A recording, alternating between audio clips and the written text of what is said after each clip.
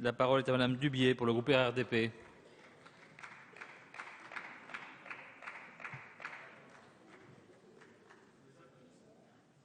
Nourri.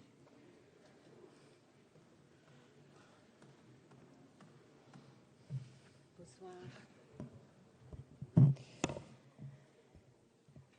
Monsieur le Président, Monsieur le Ministre, Monsieur le Président de la Commission, Monsieur le rapporteur, chers collègues, nous examinons ce soir l'examen du projet de loi sur la sécurisation de l'emploi, un projet de loi qui, malgré son importance, a intégré peu de modifications lors de son examen par le Parlement.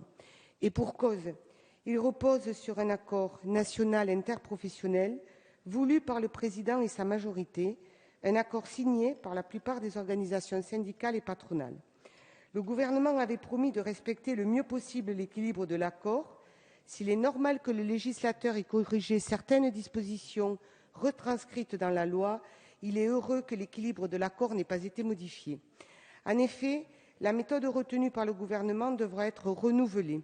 Il aurait été impossible de recourir à une telle approche et à parvenir à de tels accords dans les prochaines années si le gouvernement et les parlementaires n'avaient pas respecté le pacte conclu avec les partenaires sociaux. Cet accord est d'autant plus remarquable qu'il intervient dans une période économique troublée, une période où l'on se rend bien compte que les intérêts des entreprises ne sont pas si éloignés des intérêts des salariés.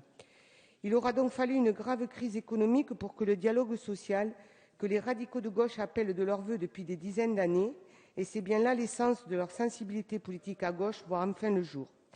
Car au-delà de l'approche retenue par le gouvernement, c'est bien le dialogue social au sein des entreprises qui sera renforcé par ce projet de loi. C'est une avancée majeure, car son influence ira bien au-delà de ce projet. À ce propos, il est d'ailleurs étonnant qu'à l'article 5 portant sur la participation des salariés au conseil d'administration, la Commission des affaires sociales du Sénat ait supprimé le terme de « au moins égal à 2 » dans les conseils de plus de 12 membres et « au moins égal à 1 » dans les conseils de moins de 12 membres, comme si la loi devait empêcher les entreprises d'aller au-delà et d'être encore plus favorables aux salariés. Les sénateurs radicaux l'ont rétabli au Sénat et c'est bien heureux. En première lecture, les députés radicaux et une grande majorité des députés du groupe RRDP ont voté en faveur de ce texte en émettant quelques réserves. Quels sont les changements intervenus depuis ?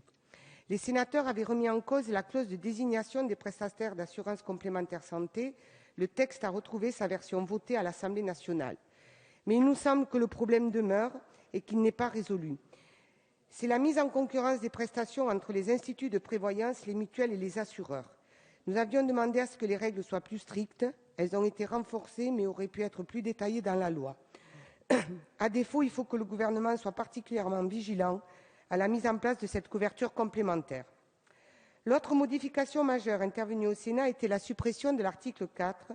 Cet article rétabli à l'issue de la commission mixte paritaire indique les procédures de consultation des institutions représentatives du personnel. Le rejet de cet article en dit long sur une certaine vision de l'entreprise. Les salariés ne devraient pas être au courant et suivre les directives des dirigeants d'entreprise. Cela va à rebours d'un dialogue social approfondi et constructif où des objectifs communs peuvent être adoptés dans la concertation. Pour que les salariés acceptent des changements majeurs dans leur entreprise lorsque c'est nécessaire, il est évident que ces salariés doivent avoir suivi l'évolution des données stratégiques de leur entreprise, non pas depuis 1 ou 2 semaines, mais depuis plusieurs années. S'y opposer, c'est nier le dialogue social, c'est déséquilibrer l'accord qui stipulait précisément la mise à disposition d'une base de données accessible aux représentants des salariés, et c'est d'ailleurs à l'initiative des députés du groupe RRDP, et notamment de Jean-Noël Carpentier, que les délégués du personnel pourront avoir accès à cette base de données à défaut de comité d'entreprise. Je voudrais un instant revenir sur ce qui s'est passé au Sénat. L'Assemblée nationale ne peut pas ignorer les procédures utilisées dans l'autre chambre du Parlement français. Il est évident que le vote unique ne permet pas au Parlement de prendre toute sa part dans l'élaboration des lois, et il est regrettable qu'il ait dû être utilisé au Sénat en raison d'une obstruction manifeste. La crise impose que le gouvernement agisse avec célérité, sans pour autant avancer aveuglément. Les partenaires sociaux ont eu plusieurs mois pour négocier, puis l'accord national a dû être transposé. Enfin, il a été soumis aux 2 chambres du Parlement. Les radicaux ne sont pas adeptes de l'obstruction et comprennent le choix du gouvernement face à de tels procédés. Faut-il rappeler l'urgence économique ? Le chômage est de 10,8%. Le nombre de demandeurs d'emploi inscrits à Pôle emploi en catégorie A, c'est-à-dire sans emploi, s'établit à presque 3,2 millions en France. Il faut s'agir, et c'est ce que fait le gouvernement. Il faut agir, et c'est ce que fait le gouvernement, aussi bien avec les contrats de génération et les emplois d'avenir qu'avec ce projet de loi sur la sécurisation de l'emploi. Lors de l'examen en première lecture, les députés radicaux avaient émis des inquiétudes sur plusieurs aspects du texte. Nombre de dispositions ne deviendront effectives que lorsque les accords de branche auront abouti.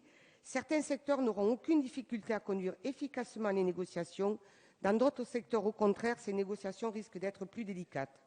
Nous avions attiré votre attention sur plusieurs secteurs, celui de la grande distribution où les horaires de travail hachés et à des heures indues affectent négativement la vie personnelle et familiale des salariés, celui du tourisme, marqué par une grande part de contrats saisonniers.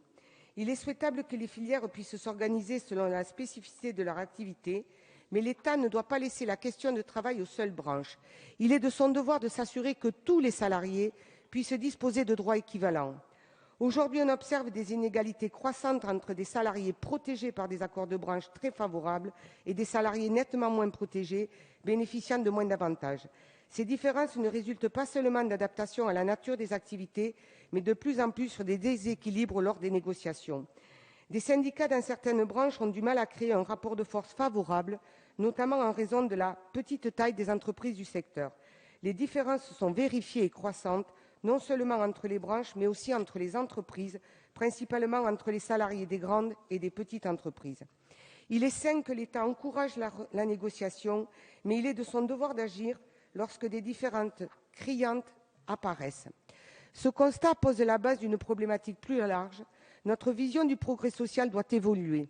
Ce n'est pas seulement pour les salariés de sexe masculin âgés de 30 à 55 ans en CDI dans une grande entreprise que le droit du travail doit être renforcé, mais aussi pour les mères de famille en CDD dans une petite entreprise de sous-traitance qui passe 3 heures dans les transports en commun chaque jour.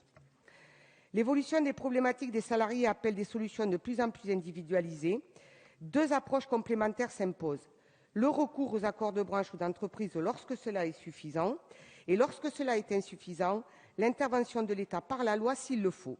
Si l'on continue à considérer le marché du travail sous le seul angle holiste, alors on risque de ne pas s'adresser à tous les salariés, on risque de voir se renforcer des poches d'insécurité dans l'emploi et de précarité au travail, ce qui ne peut être accepté.